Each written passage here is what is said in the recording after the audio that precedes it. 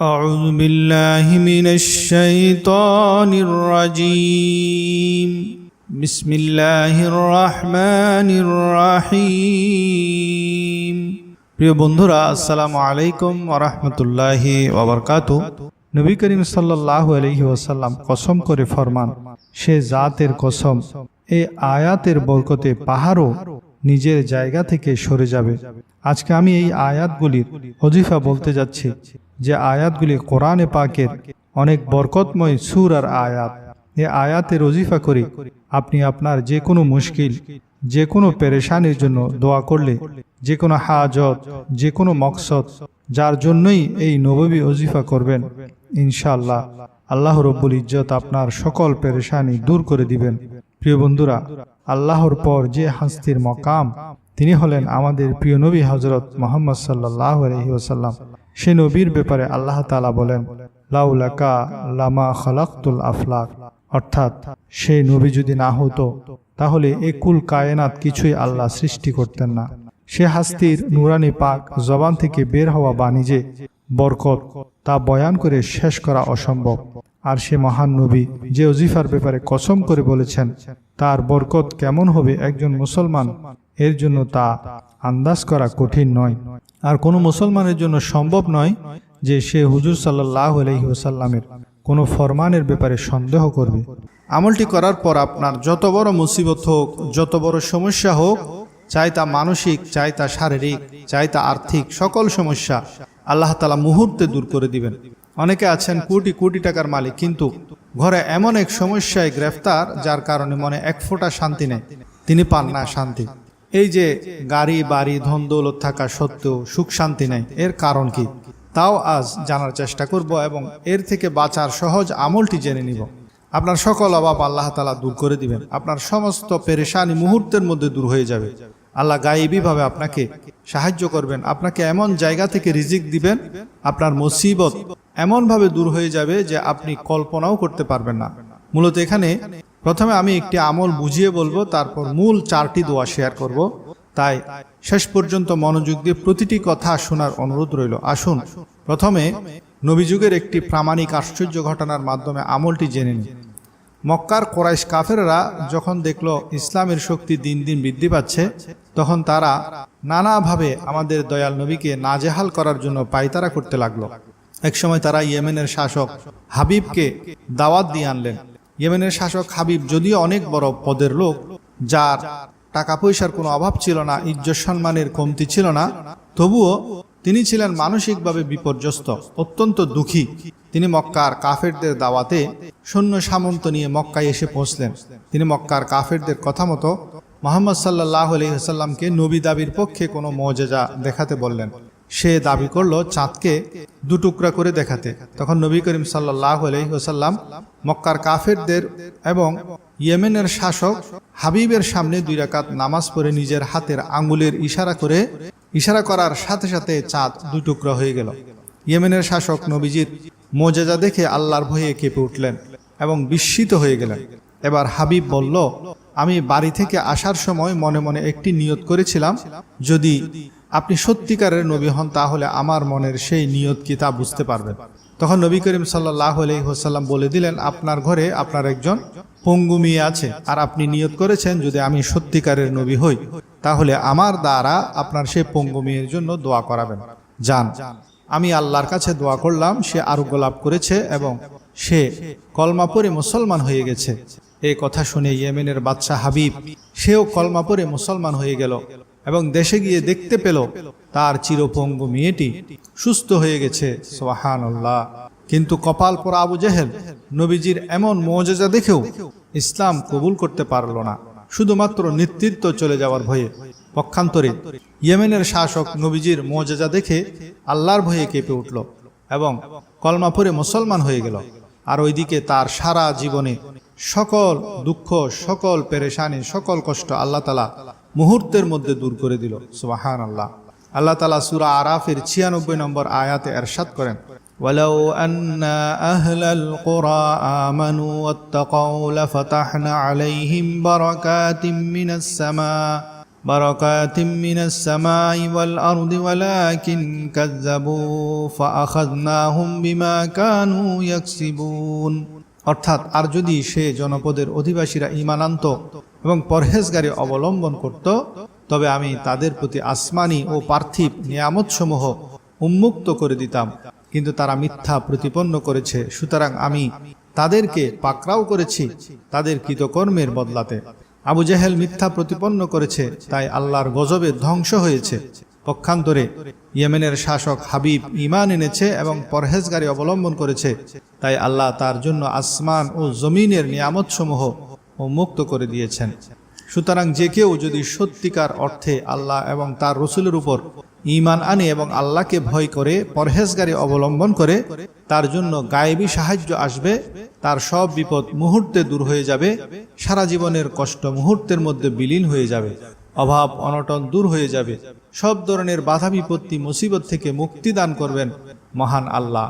যেমন আল্লাহ তাআলা সূরা তলাকের 2 নম্বর আয়াতে বলেন, মান কানা ইউমিনু বিল্লাহি ওয়াল ইয়াউমিল আখির ওয়া মান ইয়াত্তাকিল্লাহা ইয়াজআল লাহু মাখরাজা। এত দ্বারা যে ব্যক্তি আল্লাহ ও পরকালে বিশ্বাস করে তাকে উপদেশ দেয়া হচ্ছে, আর যে আল্লাহকে ভয় করে আল্লাহ তার জন্য সব ধরনের সমস্যা থেকে নিষ্কৃতির পথ করে দেবেন। তাকওয়া অবলম্বন পরহেজগারি অবলম্বন করলে আল্লাহ আপনার সকল কাজ সহজ করে দেবেন। যেমন সূরা তালাকের 4 নম্বর আয়াত, ওয়া মান ইয়াত্তাকিল্লাহা ইয়াজআল লাহু মিন আমরিহি ইউসরা, অর্থাৎ যে আল্লাহকে ভয় করে আল্লাহ তার কাজ সহজ করে দেন। অপর আয়াতে আছে, ওয়া ইয়ারযুকুহু মিন হাইসু লা ইয়াহতাসিব, তাকওয়া অবলম্বনকারীকে পরহেজগারিতা অবলম্বনকারীকে আল্লাহ এমন জায়গা থেকে রিজিকের ব্যবস্থা করে দিবেন যে সে কল্পনাও করতে পারবে না। সুতরাং আল্লাহ তাআলা আমাদেরকে সত্যিকার অর্থে ঈমানদার হওয়ার, সত্যিকারভাবে তাকওয়া অবলম্বনকারী, সত্যিকার পরহেজগার বান্দা হিসেবে চলার, জীবন যাপন করার তৌফিক দান করুন, আমিন। এবার আসুন জিলহজ মাসের প্রথম 10 দিন কি দোয়া করবেন তা জেনে নিন। যে দোয়ার ব্যাপারে তিরমিজি শরীফের 3475 নং হাদিসে নবী করিম সাল্লাল্লাহু আলাইহি ওয়াসাল্লাম কসম করে বলেছেন যে এই দোয়াটি পড়ার পর যাই আল্লাহর কাছে চাইবেন তাই আল্লাহ তাআলা দিবেন। দোয়াটি হলো, আল্লাহুম্মা ইন্নী আসআলুকা বিআন্নী আশহাদু আন্নাকা আনতাল্লাহু লা ইলাহা ইল্লা আনতাল আহাদুস সামাদ আল্লাযী লাম ইয়ালিদ ওয়া লাম ইউলাদ ওয়া লাম ইয়াকুল লাহু কুফুয়ান আহাদ। বাংলা উচ্চারণ হলো, আল্লাহুম্মা ইন্নী আসআলুকা বিআন্নী আশহাদু আন্নাকা আনতাল্লাহু লা ইলাহা ইল্লা আনতাল আহাদুস সামাদুল্লাযী লাম ইয়ালিদ ওয়া লাম ইউলাদ ওয়া লাম ইয়াকুল লাহু কুফুয়ান আহাদ। হে আল্লাহ, আমি সাক্ষ্য দিচ্ছি তুমি আল্লাহ, তুমি ছাড়া প্রকৃতপক্ষে কোনো মাবুদ নাই, তুমি এক, তুমি সকলের নির্ভল স্থল, অমুখাপেক্ষী, যিনি কাউকে জন্ম দেননি, কারো থেকে জন্ম নেননি, যার কোনো সমকক্ষ নেই। মূলত হযরত আবু মুসা আশআরী রাদিয়াল্লাহু তাআলা আনহু নামাজের পর এই দোয়াটি পড়লে নবী করিম সাল্লাল্লাহু আলাইহি ওয়াসাল্লাম কসম করে বলেছেন যে এই বাক্যগুলির ওসিলায় দোয়া করে আল্লাহ তার দোয়া কবুল করেন এবং সে বান্দা যা চায় আল্লাহ তাআলা তাকে তাই দান করেন। এছাড়া আরো 3টি ইসমে আজমের দোয়া আছে, সেগুলিও একবার করে পড়বেন। সেগুলি হলো, ওয়া ইলাহুকুম ইলাহু ওয়াহিদ লা ইলাহা ইল্লা হুয়ার রহমানুর রহিম। 2 নম্বর হলো, আলিফ লাম মিম আল্লাহু লা ইলাহা ইল্লা হুয়াল হাইয়ুল কাইয়্যুম। 3 নম্বর হলো, আল্লাহুম্মা লা ইলাহা ইল্লা আনতাল মান্নান বাদিউস সামাওয়াতি ওয়াল আরদ যাল জালালি ওয়াল ইকরাম। নামাজের পর যে 4টি দোয়া বলেছি সেগুলি পড়বেন। প্রথমে 10 বার দুরূদ পড়বেন, তারপর সেই 4টি দোয়া যদি সময় না থাকে একবার করে পড়বেন, যদি কিছু সময় থাকে 3 বার, আরো বেশি সময় থাকলে 100 বার। যত বেশি পড়বেন ততই ফায়দা, যদি 100 বার পড়তে পারেন বেশি ফায়দা পড়বেন। তারপর 10 বার দুরূদ পড়বেন, তারপর নিজের ভাষায় নিজের জন্য দোয়া করবেন। ইনশাআল্লাহ আপনার সব দোয়া কবুল হবে, সব সমস্যা সমাধান হবে, সব আশা পূরণ হবে, সব চাহিদা আল্লাহ তাআলা পূরণ করে দেবেন। সূরা মুমিনুনের 115 থেকে 118 নং মোট 4টি আয়াত, অর্থাৎ সূরা মুমিনুনের শেষ 4 আয়াত। আউযু বিল্লাহি মিনাশ শাইতানির রাজীম। আফাহাসিবতুম আন্নামা খালাকনাকুম আবাসান ওয়া আন্নাকুম ইলাইনা লা তুরজাউন। অর্থাৎ তোমরা কি ধারণা করো যে আমি তোমাদেরকে অনর্থক সৃষ্টি করেছি এবং তোমরা আমার কাছে ফিরে আসবে না? ফাতাআলাল্লাহুল মালিকুল হক লা ইলাহা ইল্লা হুয়া রাব্বুল আরশিল কারীম। অতএব শীর্ষ মহিমায় আল্লাহ, তিনি সত্যিকার মালিক, তিনি ব্যতীত কোনো মাবুদ নাই, তিনি সম্মানিত আরশের মালিক। ومن يدع مع الله إلها آخر لا برهان له به فإنما حسابه عند ربه إنه لا يفلح الكافرون। যে কেউ আল্লাহর সাথে অন্য উপাস্যকে ডাকে, তার কাছে যার সনদ নেই, তার হিসাব তার পালনকর্তার কাছে আছে, নিশ্চয় কাফেররা সফল কাম হবে না। ওয়াকুর রাব্বিগফির ওয়ারহাম ওয়া আনতা খায়রুর রাহিমিন।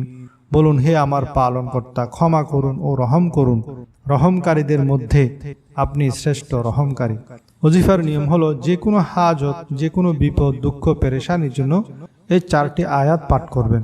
এই আয়াত পাঠ করার সময় আপনার সে মকসদ, সে পেরেশানির কথা মনে মনে ইয়াদ করবেন।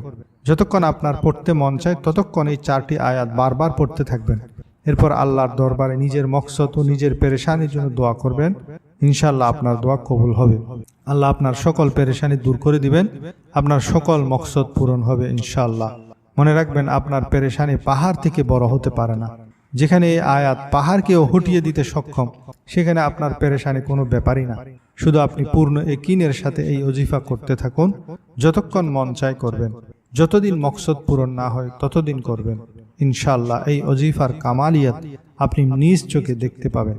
মনে রাখবেন, আল্লাহর 99টি সিফতি নাম আছে, সবগুলি নামের আলাদা আলাদা বরকত আছে। তবে ইসমে আজমের মধ্যে সব নামের বরকত একত্রে আছে।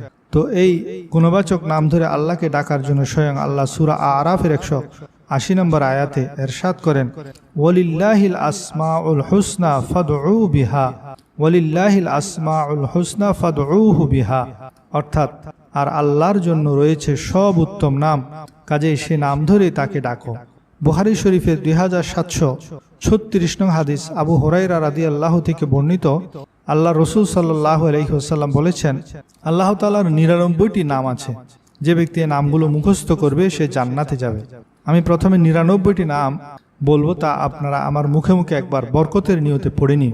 ইয়া আল্লাহ, আর রহমানু, আর রহিমু, আল মালিকু, আল কুদ্দুসু, আসসালামু, আল মুমিনু, আল মুহাইমিনু, আল আজিজু, আল জব্বারু, আল মুতাকাব্বিরু, আল খালিকু, আল করিমু, আল মুসাব্বিরু, আল গফফারু, আল কাহ্হারু, আল ওয়াহ্হাবু, আর রাজ্জাকু, আল ফাত্তাহু, আল আলিমু, আল কাবিদু, আল বাসিতু, আল খাফিদু, আর রাফিউ, আল মুঈজু, আল মুজিল্লু, আস সামিয়্যু, আল বাসীরু, আল হাসীবু, আল আদিলু, আল লতীফু, আল খবীরু, আল হালিমু, আল আযীমু,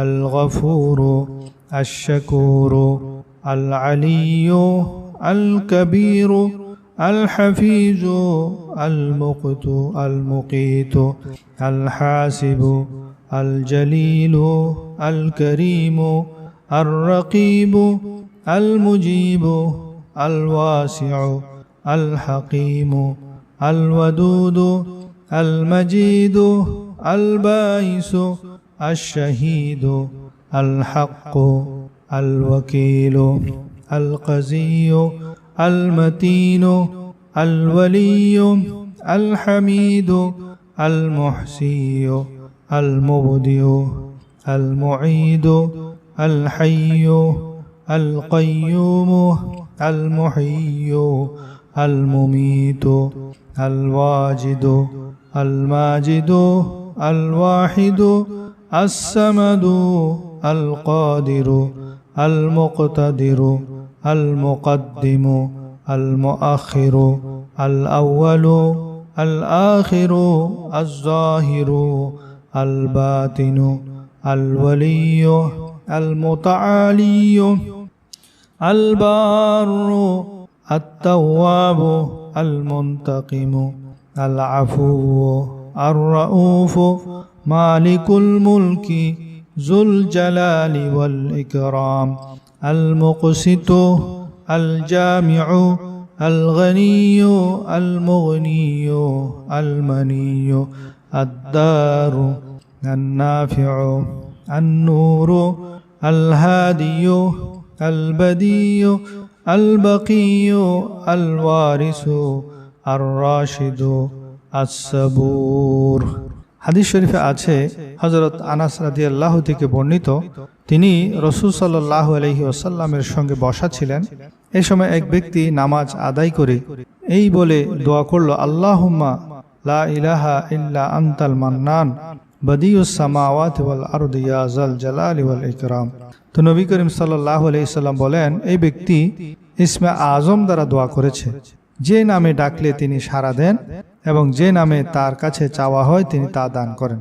সবচেয়ে সুন্দর সূরা হলো যা ফজরের 2 রাকাতে পড়া হয়, সূরা কাফিরুন এবং সূরা ইখলাস। এই দুইটি সূরার শব্দগুলো আল্লাহর কাছে এত বেশি প্রিয় যে এই শব্দগুলো দ্বারা যদি কেহ দোয়া করে তা ইসমে আজম হয়ে যায়।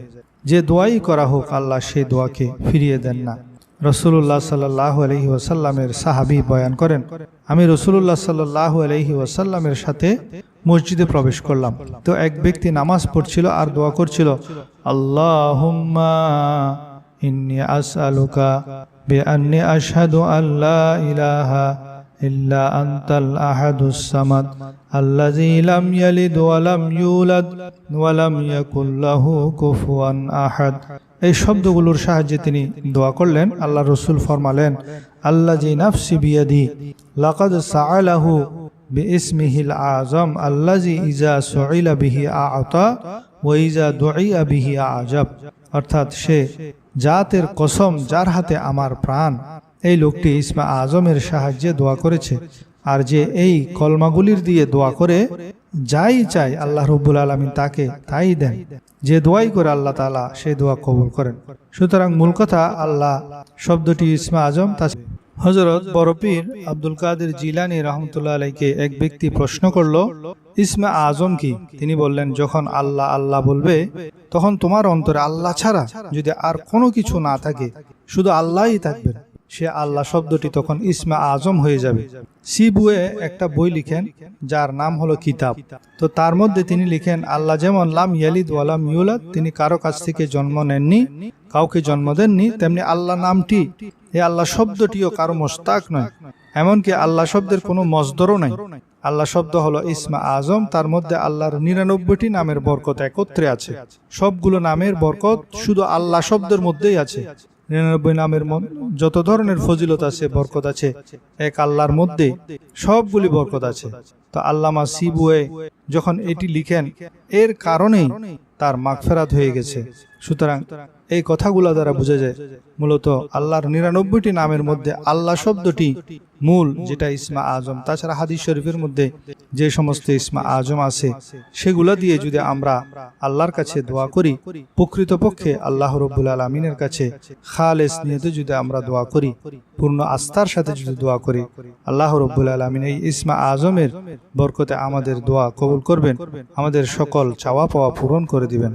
হযরত আবু হুরায়রা রাদিয়াল্লাহু তাআলা আনহু বর্ণনা করেন, রাসূলুল্লাহ সাল্লাল্লাহু আলাইহি ওয়াসাল্লাম ইরশাদ করেন, একদিন সুলাইমান আলাইহিস সালাতু ওয়াসসালাম বললেন, আজ রাতে আমি আমার 99 জন স্ত্রীর সাথে, অন্য বর্ণনায় 100 জন স্ত্রীর সাথে সহবাস করব। ফলে প্রত্যেকের গর্ভে জন্মলাভ করবে একজন করে নিপুণ অশ্বারোহী মুজাহিদ। ফেরেশতাগণ এই কথা শুনে বললেন, ইনশাআল্লাহ বলবেন। কিন্তু হযরত সুলাইমান আলাইহিস সালাতু ওয়াসসালাম ইনশাআল্লাহ বলতে ভুলে গেলেন।